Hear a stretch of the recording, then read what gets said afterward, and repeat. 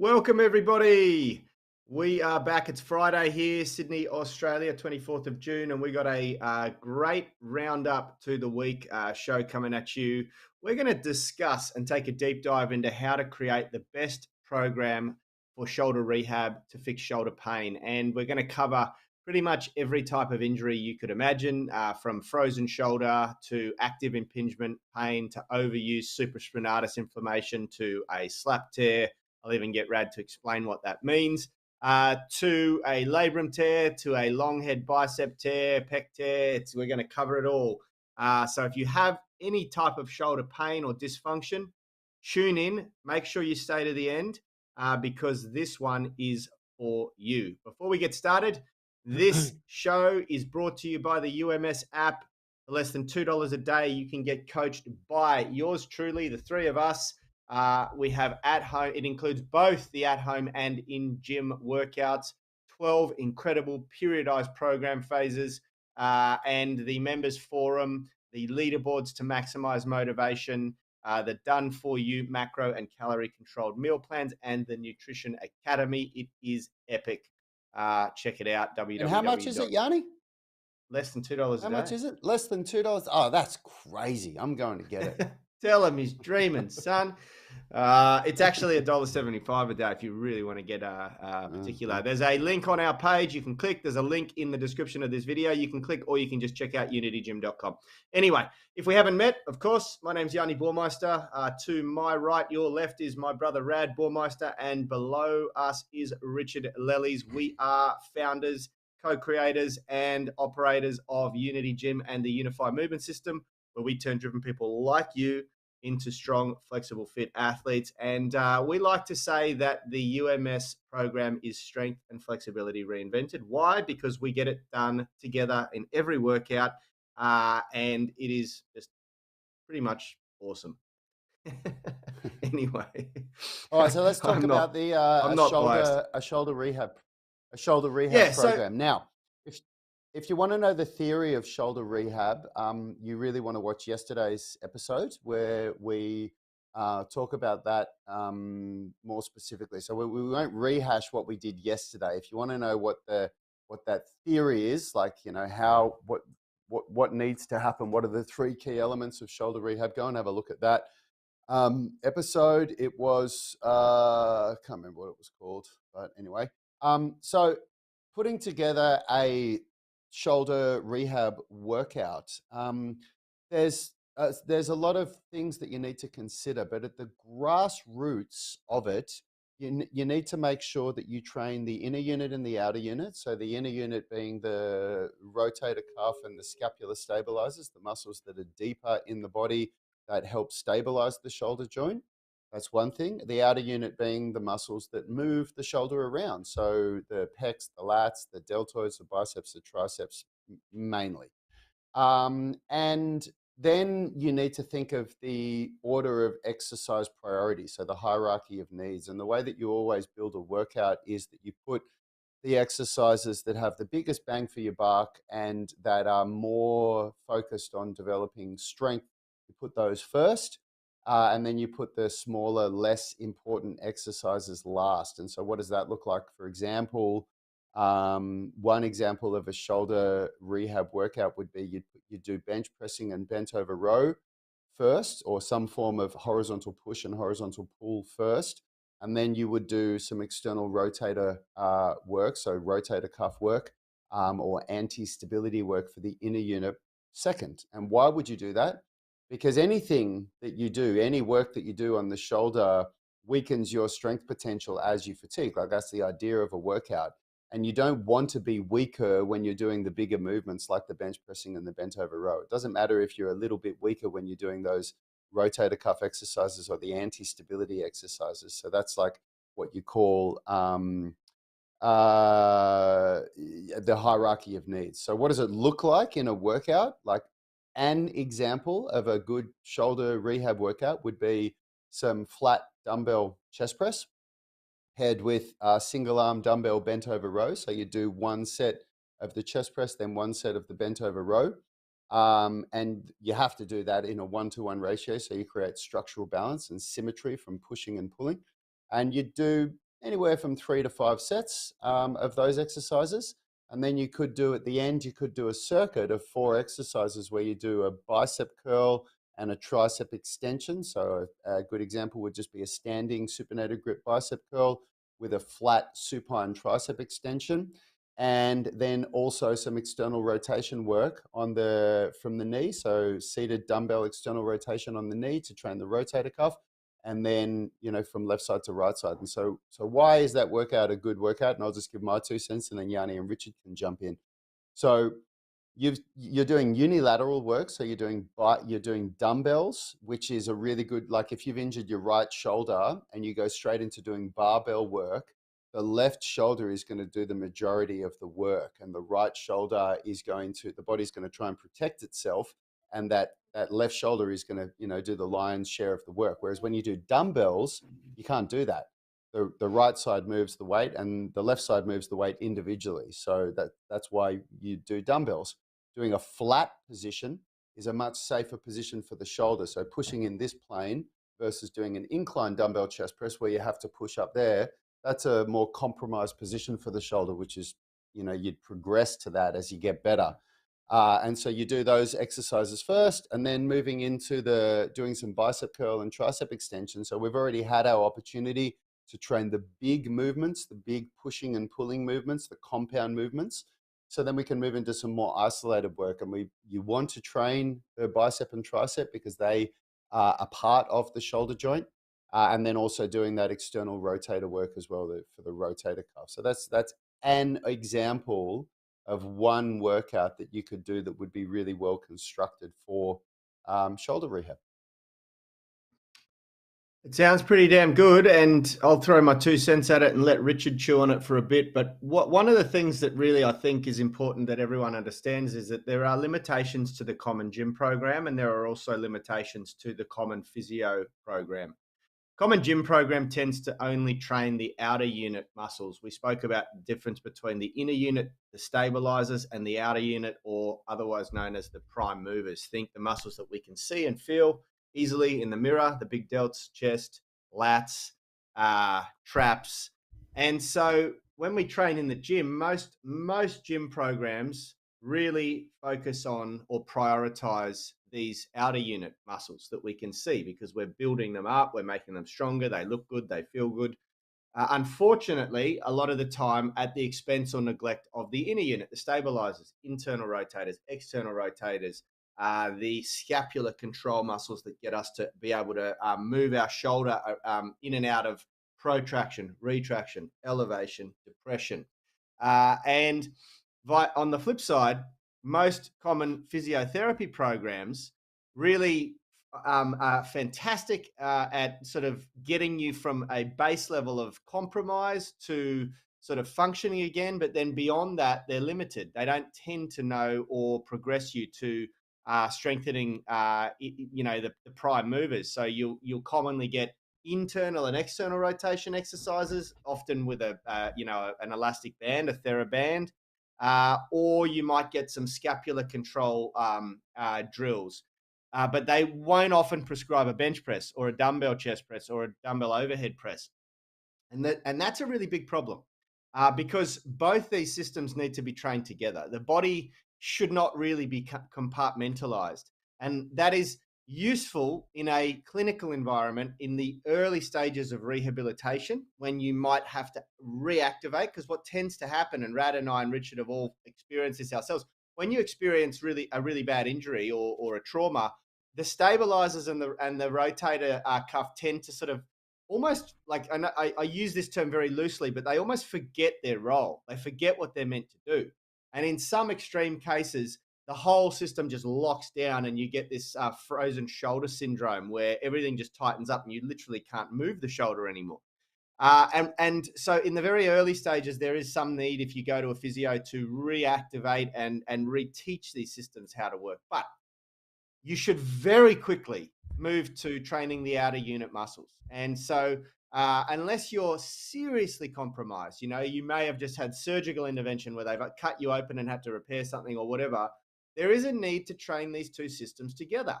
And that's what Rad's program has just really done well. You know, we've got prime mover, pushing and pulling movement patterns both in the horizontal and vertical plane, and we are supplementing or complementing those exercises with our internal or external rotation, and making sure that the scapular musculature is also getting a great workout. So I really like it.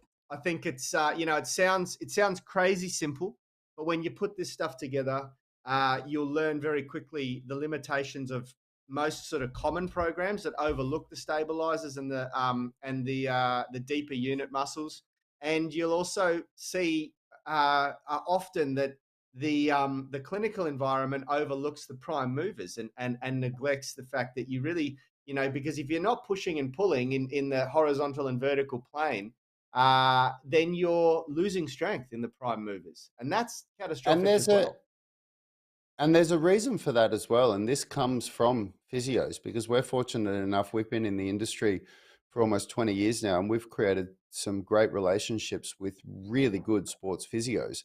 So this is coming, what I'm about to say is coming from physios. It's not my opinion, it's what I've been told. But the nature of physiotherapy, which is what it's called in Australia, it might be called something different over in Europe or America, or I think they might be called physical therapists. But the people that you go and see after you've had an injury to treat your shoulder and give you the exercises to get better. The nature of it is that they rarely get to see somebody for more than a couple of sessions. That's usually the amount of the budget that people will outlay or the amount of time that they're willing to devote to it. It's really just to get them from that point. Like this is from a client's perspective, from a patient's perspective. It's like, I can't move my shoulder, I'm in pain, help me out. And they get a little bit of treatment, they get a couple of exercises to do that I do for a few weeks and think, okay, the pain's gone, I can move around a bit, that's enough for me. Because it does cost you, right? Like there's a significant cost involved with seeing a physical therapist like that. And so that's why they give you these programs that don't train the inner unit and the outer unit and that don't have a really long like getting you from where you are right back to where you were and even beyond in mind. It's really just to get them that first little win. And then what Yanni's saying about this the typical personal trainers program or gym program, yeah, it's usually because most people that employ a trainer or a coach to give them a program, it's usually not around their health and the functionality concept. It's usually about just make me as strong as possible or make me look good. But it doesn't have to be that way. And to not be that way, you really have to think about efficiency, and efficiency has to be a real critical part of the way that you design a program. And so if you think of that, the way that we do it with the UMS, the workout that we've just given you, so our primary, you call them the primary exercises, the primary workout is the flat dumbbell chest press and the single arm bent over row. You can do 5 minutes per round of that. And that even gives you enough time to do some flexibility work on your lower body between those exercises, which you should do because you need to do flexibility as well. But in a 5 minute round, you can easily do both of those exercises and have all the time that you need to recover. So if you think about it, if you were doing 10 reps of your chest press with a 3-0-1-0 tempo, that'd take you about 40 seconds to do your 10 reps. So that 3-0-1-0 means 3-second eccentric and a 1-second concentric. So that would take you 40 seconds if you had a metronome going and you were literally following those, 3-second down, 1-second up.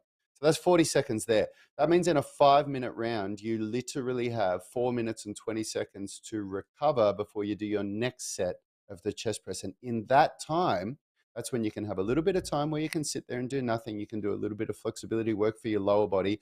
And then you can do your single arm bent over row, 40 seconds on each side. More than enough time to get that done in 5 minutes. If you did 5 rounds of that, plus a warm-up round, that's 30 minutes right there. And then you want to move into, again, this efficiency thing. The reason why we like to do a circuit of 4 stations. So in this example, you've got bicep curl for one station, tricep extension for another station, left side external rotator work from the knee, then right side external rotator work from the knee. That's 4 stations. And if you did 4 rounds of that, where you just do like 40 seconds of work, then 20 seconds of rest, and that rest time is really, it's just enough time to move to the next station. The whole reason why you do a circuit like that is so that you can get more done in less time. It's not, because we're trying to be, some crazy wad or anything like that. That's not what it's about. It's about that if you do your bicep curls and then you do these other three stations, there's 3 minutes of recovery before you do bicep curl again. And the same thing happens for all of those exercises. So you could do 4 rounds of all of that in 16 minutes, literally. So now you've done 30 minutes of primary work, 16 minutes of supplementary work.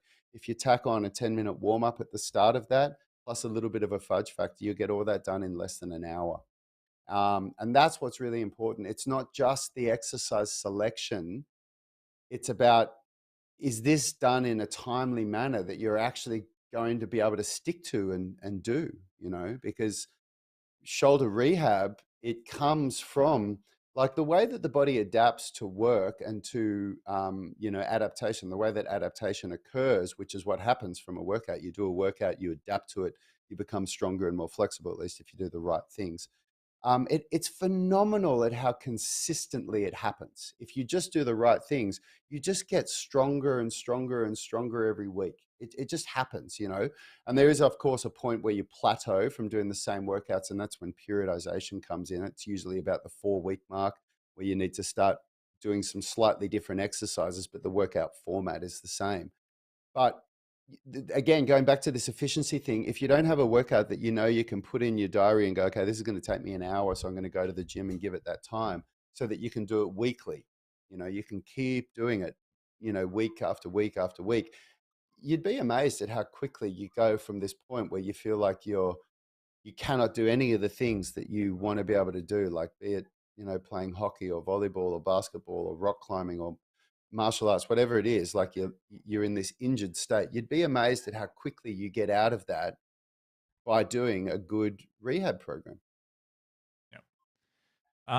I would also say like a big part of a program is understanding the intensities that you're working at when you perform these exercises. Well, it's not just exercise selection, but how hard you're pushing yourself. And that's really important when it comes to injury management, because if you're someone that's, really keen on getting stronger, you're always pushing it and you're pushing it very close to failure, if not to failure, then those are the reps that are going to be most risky. And it's important to understand that it's probably less safe to do that when you're in an injured state.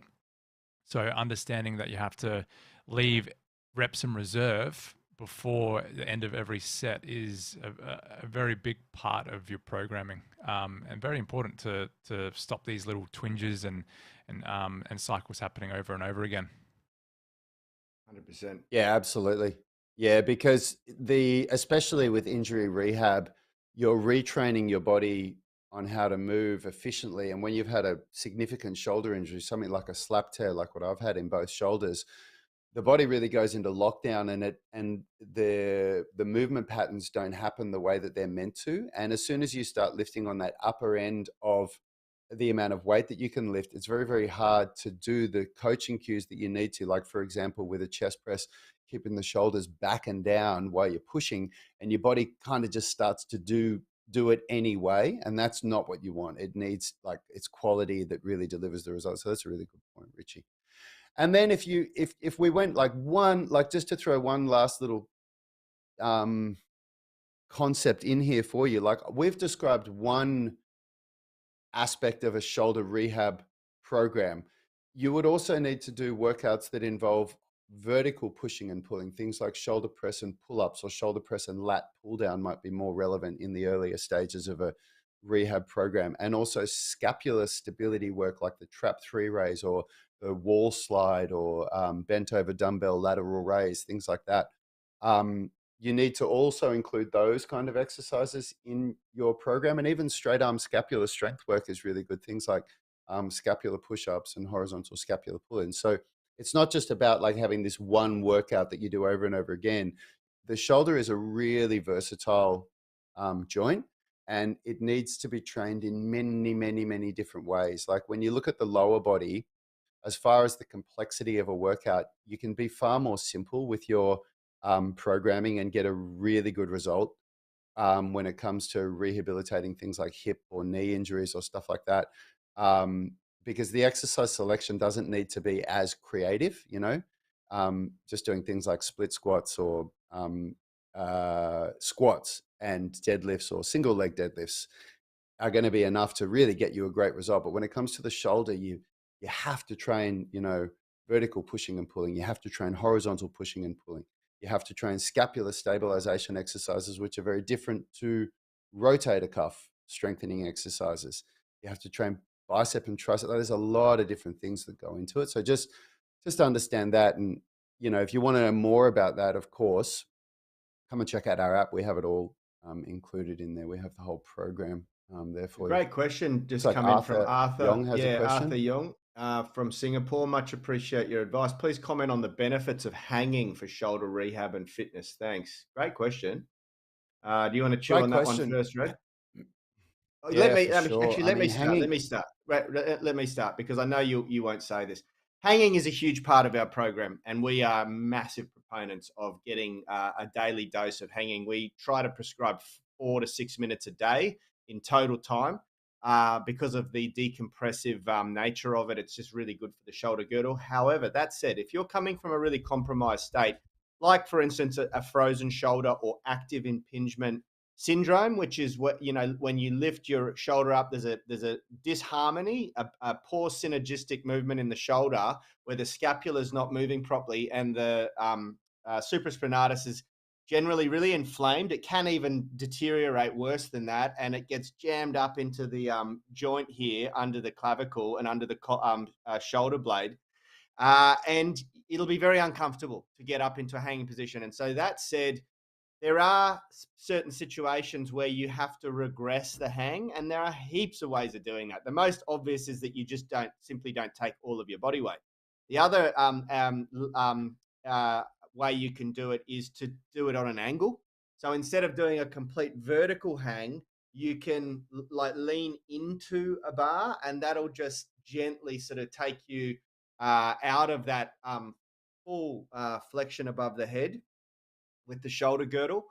But in general, we're massive proponents of body weight hanging, and it's actually a part of both of our upper and lower body warm up because it's so important. Rad, do you want to chew on that a bit? It's massive. We do hanging every day. I do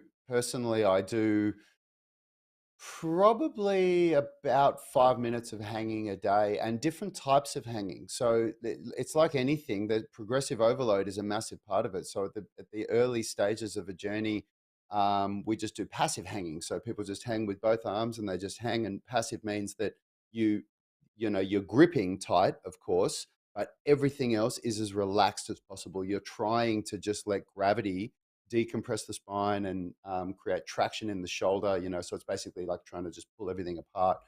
Then we move into things like active and passive hanging, where you transition from passive to active. So you're actively using the muscles in the scapular stabilizers, the muscles that depress the scapula.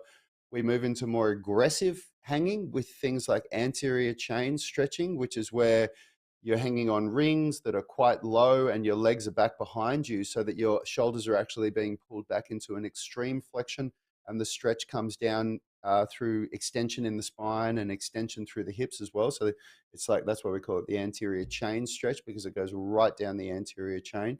And then we even move into like single arm versions, so single arm passive hanging and single arm active passive hanging. It's a great question, Arthur, and it's a huge part of our program and what we do. And if anybody listens to that and thinks, well, how do you get started? Start by just doing passive hanging at the start of every workout. And people often say, I can only do it for 5 seconds. Great, do it for 5 seconds, drop down, rest for 10 seconds, jump back up, do it for 5 seconds, drop down, rest for 10 seconds. Try and get an accumulated total of 30 to 90 seconds to start with, an accumulated total of, meaning if you could do it for 5 seconds and you did it 6 times, that'd give you 30 seconds of hanging. And I've never seen anybody that couldn't have their feet touching the ground gently and hang. And when I say never seen anybody, we've done this with people in their 70s that have never exercised before. They can still with a little bit of weight in their feet, so it's less weight in the arms, they eventually progress to a point where they can take their feet off the ground and they can hang for about 10 or 15 seconds. So We've even done it I with do people think, that have had, unique sort of hand genetics, form and things like that with yep, shorter fingers. People who couldn't yep, think that they couldn't yep, do that, but here's the thing: there's two areas of the body that carry over to everything: core strength and grip strength, and hanging trains yep. both really well. And what people don't think of often is, and we have to really wrap this up because we do have to get into our coaching now. But hanging also is a really great workout for the rotator cuff, because the rotator cuff, despite thinking that you're passive and relaxed, is working extremely hard to not let your shoulder dislocate. So it's a very, very good workout. Great question, Arthur. I'm Really just gonna, great, guys. I'm just, I know able and to hang for I'm just something gonna, like 10 seconds. Yep, good work. I'm just going to say this really quickly. If you look on our Instagram page and if you scroll down about 1, 2, 3, 4, 5, 6, 7, 8, 9, 10, 11, 12, about 30 to 40 posts, there's a couple of posts where I show 3 different hanging exercises, and you'll find those on our YouTube channel as well if you look at the shorts videos. But yeah, you can have a look there, and there's some really good stuff. Thanks, Good guys. stuff. That's all we got time for today. Good But conversation. it looks like it's a quickly before we go, please smash that like button. And if you got something out of the channel, out of the discussion, subscribe. It helps support the channel. Yep. Subscribe to the channel. It helps us. It does. Yeah. And we'll probably do some more about this shoulder injury programming next week, because it seems to be a topic that a lot of you guys want to know about. And we're also in the process right now of writing a shoulder rehab blueprint. So you can have a free download where you can see all this stuff. So there we go. Good stuff. All right. See you next time. All right, guys. Take care.